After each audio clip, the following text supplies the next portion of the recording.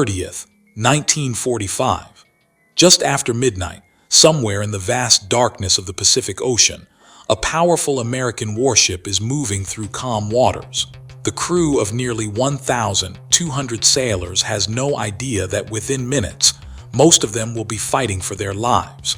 No distress call will save them. No rescue mission will come. And for 4 horrifying days, the survivors will drift beneath a burning sun, surrounded by one of the ocean's deadliest predators. This is the story of the USS Indianapolis, and one of the worst naval disasters in American history. Just days earlier, the USS Indianapolis had completed one of the most secret missions of World War II. The ship had transported critical components for a weapon so important that only a handful of people in the entire military knew its true purpose. That weapon would soon become the atomic bomb dropped on Hiroshima. The mission was completed successfully. The cargo was delivered. Now the Indianapolis was heading toward the Philippines for further orders. The war appeared to be nearing its end. For many sailors aboard, thoughts were turning toward home, toward family, toward life after war. But in the darkness beneath the Pacific, another vessel was waiting, a Japanese submarine. At approximately 12:15 a.m., the submarine's commander spotted the American cruiser. He launched a spread of torpedoes. Seconds later, the night exploded. One torpedo slammed into the bow. Another struck near fuel storage tanks. The blast ripped through the ship with devastating force. Fire erupted. Steel twisted. Men were thrown from bunks. Others were instantly killed. The Indianapolis began sinking almost immediately. Chaos consumed the decks.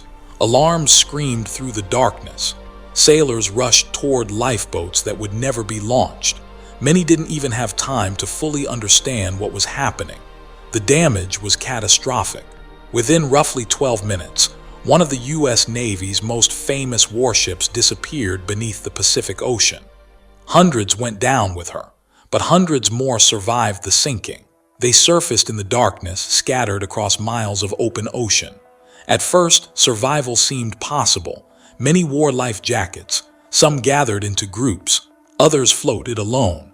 They expected rescue. After all, a major American warship couldn't simply vanish.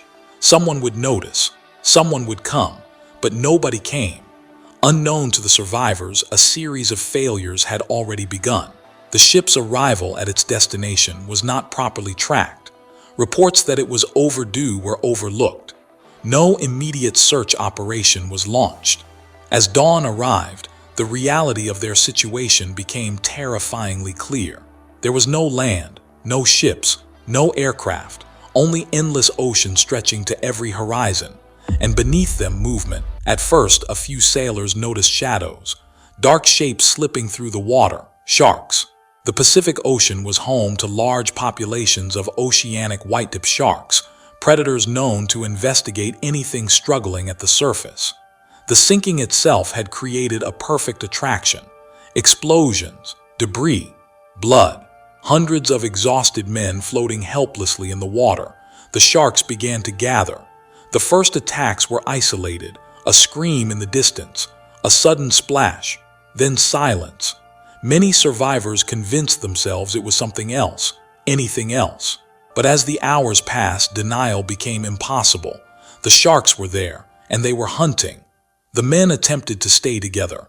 Groups formed circles. Some kicked at approaching fins. Others prayed, but there was little they could do. Every few hours, another sailor would vanish, dragged beneath the surface. The ocean would close over him as though he had never existed. And this was only the beginning. The sun climbed higher, temperatures soared. The survivors had almost no fresh water. Many had swallowed seawater during the sinking. Now dehydration began to take hold. Lips cracked, tongues swelled. Skin blistered beneath the relentless tropical sun. By the second day, the human body started to fail. Men drifted in and out of consciousness. Some hallucinated. Others became convinced they could see rescue ships just beyond the horizon. They swam away from their groups chasing imaginary salvation. Most were never seen again. The Pacific became a place where reality and madness blurred together. Some survivors claimed they could hear music. Others believed they saw cities floating on the horizon. Friends watched friends lose their grip on reality, and still no rescue arrived. As dehydration worsened, some men made a fatal decision. They drank seawater. At first it seemed to help. The cool liquid briefly relieved their thirst, but seawater accelerates dehydration. It damages the body's ability to function. It intensifies confusion and hallucinations. For many sailors, drinking it became a death sentence. The effects were horrifying. Men became irrational, violent, delusional. Some tore off their life jackets. Others swam into open water, convinced they could reach nearby islands that didn't exist. The ocean swallowed them. Every day, the number of survivors shrank. Some died from injuries suffered during the sinking. Others succumbed to exposure. Others simply slipped away after losing the will to fight. And always, the sharks remained. Witnesses later described seeing fins circling constantly.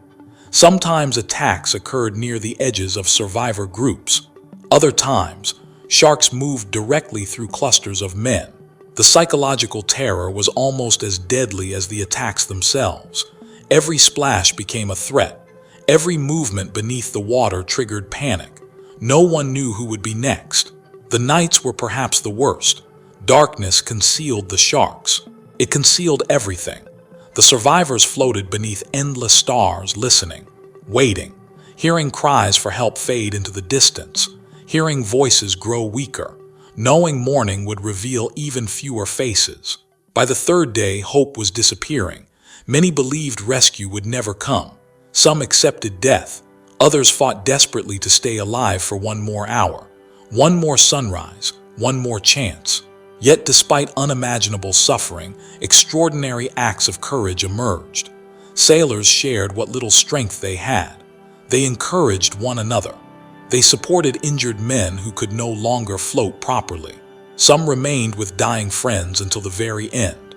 In conditions designed to destroy humanity, many held on to it. But time was running out. On August 2nd, more than 3 days after the sinking, a routine patrol aircraft happened to fly over the area. The pilot wasn't searching for the Indianapolis.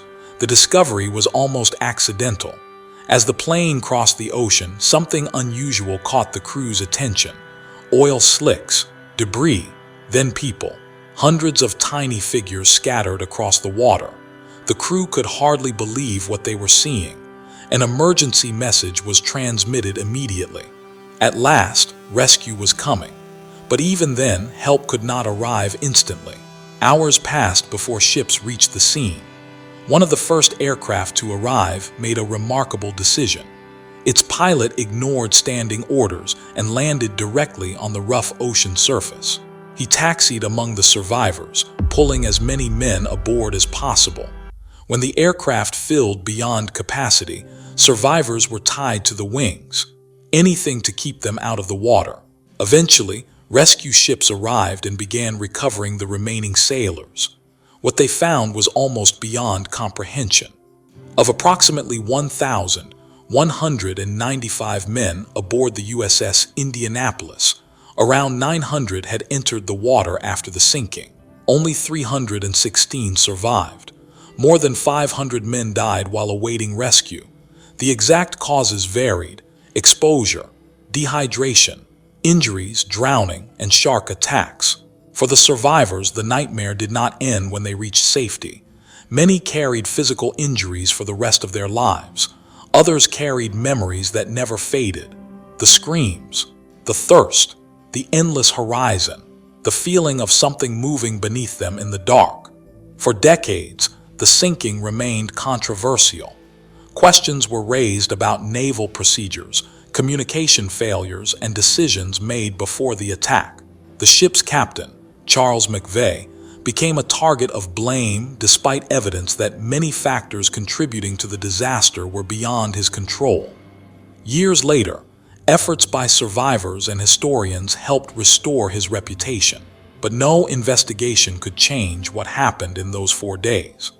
The USS Indianapolis disaster remains one of the most devastating sea survival stories ever recorded.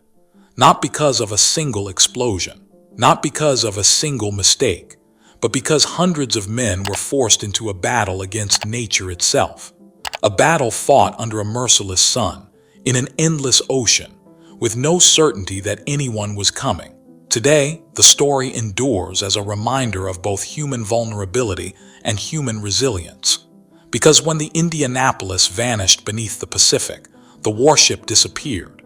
But the courage of the men who endured those 4 days did not. Surrounded by sharks, consumed by thirst, abandoned by circumstance, they faced one of the most terrifying survival ordeals in American history. And the ocean still holds the memory of every sailor who never came home. 4 days, endless water, hundreds of lost lives, and a story so unimaginable that it sounds like fiction.